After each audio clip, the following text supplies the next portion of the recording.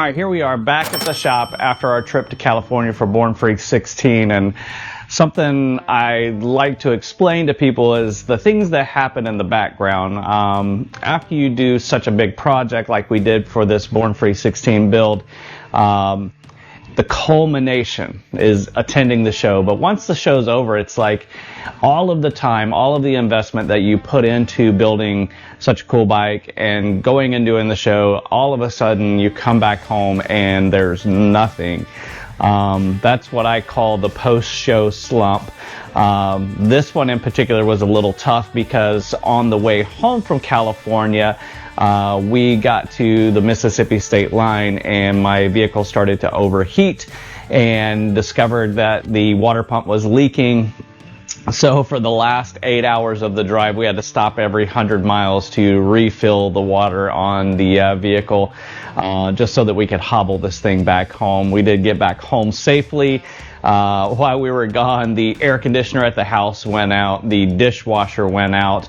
I had to replace the tires on my son's car, so it was like we were bleeding out money, not to mention that it cost $1,000 in gas to get to California and $1,000 to get back. So the post-show slump after Born Free 16 is a real thing at Weems Motor Co., but we're doing good. We're back to the shop. We're ready to take on the next part of this journey that we call Weems Motor Co.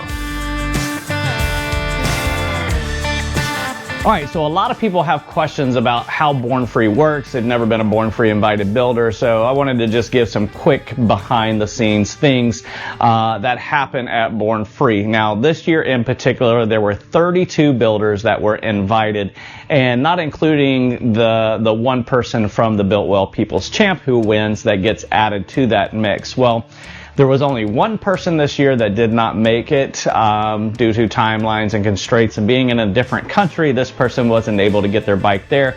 But with the Built Well People's Champ bike there were 32 motorcycles on the grass at Born Free, and all 32 of those motorcycles were amazing. Everybody brought their A game this year. So super excited to be a part of that. Building the relationships, friendships with a lot of those builders was a super cool thing to do over the last year after they released that name list. But with that being said, 32 bikes out there, they only award 19 awards. Awards like the Builder's Choice. First day is the 3 Builder's Choice, where the builders, we vote for our top 3 bikes, and then they compile all of the results of that, and they select first place, second place, third place. But then the second day of the event is when the class awards are presented, and that's done by the sponsors and organizers of Born Free. They go through and they select the bikes for each class, which is things like best paint, best chopper, best bobber, all the different Harley engines. You got British, you got pre-units, then you got like best original. There are some special awards, like they usually have a VIP come each year to present an award. This year it happened to be a guy that has a lot of history in the custom motorcycle arena, and that guy goes by Buzzard. He presented the Buzzard's pick. Harley Davidson sponsoring the event, they always pick their best custom. But then you got like Master Craftsman, you got best competition, which is sport inspired motorcycles, that's what we won in Born Free 13. Then you have Founder's Pick, which is Mike and Grant specifically. They select a motorcycle, and then they have the Born Free Award, which is a person who kind of exudes the idea of what Born Free is, being a custom motorcycle build competition.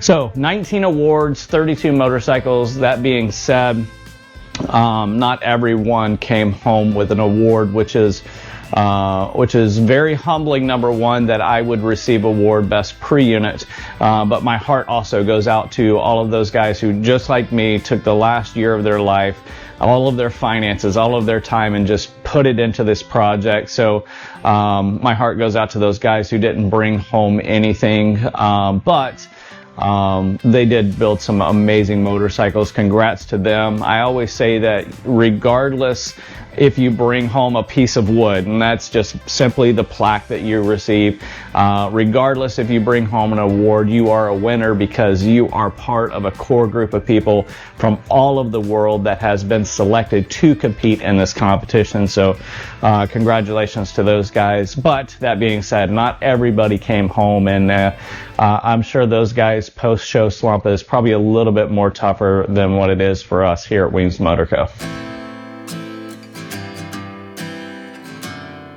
So what's next? What's next at Weems Motor Co? We do have a lot of stuff going on, coming back from such a big project. You know, while that project's going on, got things going on in our head. The biggest thing, probably short-term project that I'm looking at is I built that 1967 Triumph Cub Mountain Cub engine. I do want to get that bike together just in case for that race that's coming up in the next month. So we have the Cub build coming. I've got to get back on Jack's bike, Vivian. We got to do some top end work on that. A lot of stuff going on. I have other builds going on in my head. I just got to get through a few projects and a few things. But that being said, there are some events that are coming up that we're super excited about. Number one being Sturgis, heading up to Sturgis, hosting our own motorcycle show, the Global Get Down. That's for all of the foreign motorcycles that kind of get overlooked at a lot of these shows. So I'm doing a show specifically for those guys, and had some great sponsors jump on board. Cardo, James Cycle Supply, 73 Moto, and Builtwell all jumped on board to sponsor that event. We got some great awards, got some trophies, got some cool stuff going on with that. So we're excited about that. That's short term. That's coming up in the next couple weeks as of when this video is being recorded. Following that, coming up in October, we have the Sons of Speed race in New Smyrna, which is Daytona. Excited about that because we got the new exhaust on Dolly Mongrel. I got a new carburetor set up. I'm possibly might be doing some engine work on that to pick up the performance a little bit, to make it a little bit more competitive. We'll see if we can get to that project before then. But also in October is the Georgia Grundle Run. This is their 9th year. I'm super excited about that. My buddy Cody, which you guys seen him, Long Brothers Choppers, when we were heading to Nashville to drop off our chrome work for the Born Free bike. Cody runs that show. It's always a great time. Backyard wrestling, chopper games, camping out, just a great time. If you get a chance, go to the Georgia Grundle Run. It's a good time. Followed right after, the week after that, is the Hooligan 100. Excited because we did get our desert sled all going. It's ready to go, ready to race, but we are going to try to maybe get that little Triumph Cub to go too. So maybe we'll bring 2 bikes. My brother's going to be joining me with that. I got a couple other friends that are going to be going to that. That's at Loretta Lynn's Ranch, typically where the Tennessee Motorcycle Music Revival event happens, but they also have a woods off-road racing course there. So that's coming up. And then the final thing, letting you guys know, after Born Free, we had that post-show slump. Got back probably a week later, and we received a very humbling phone call, and that was from Moon Eyes. And Moon Eyes has invited our bike, Oil Tour, to be at their 33rd annual Moon Eyes Hot Rod Show in Yokohama, Japan. So super humbled by that, super thankful for that opportunity. But we do have to work out logistics because we do have to get the bike back to California to get it shipped. With that being said, it's all because of you guys that any of these things are happening, that we can go to these events, that we can build these bikes, that we can do these things. So thank you, number one, for watching the videos. Thank you, number two, for dropping in the comments, letting us know how you like the video or how much you hate it. I read every comment. I reply to everyone. So let me know your thoughts. Like, hey, Weems, ditch the music. We want to hear the sound of that motorcycle. I got you. I'll make that happen. But because of you guys doing that and subscribing to the channel, all the views happen. We get, compensation through YouTube. But on top of that, a super huge thank you to our people who are signed up for Patreon. They get all of the super cool perks. We do special sales. They get free items giveaways on every quarter. They get listed as the patron of the quarter. Their names are at the end of the videos and the credits. So those guys that are in Patreon, you know, they get a lot of the extra stuff that you guys don't see, whether you watch here on YouTube or you follow us on Instagram.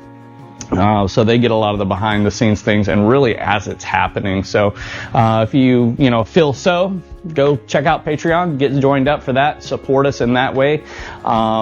Outside of that, you know, if you don't feel like that's a thing for you, we have all of our merch in stock, man. We restocked everything. We even have the new Tool Pals packages, all the different shirts, stickers, to go with each one of those great little cartoon characters. So go over to the weemsmotorco.com, check out the website, grab some merch, help us out pay some of this gas, help pay off all of these bills that we piled up while we were gone to California. But I think that's going to about wrap up this video. I know it was just a talking head video, but I wanted to let you guys know how the event went, how it's going after that, and how we're going forward in the future. So thank you guys for everything you do. If you are new around here, jump down and hit that subscribe button. If you really like the video, hit that thumbs up, turn those notifications on, and let everyone know what's going on right here at Weems Motor Co. Peace.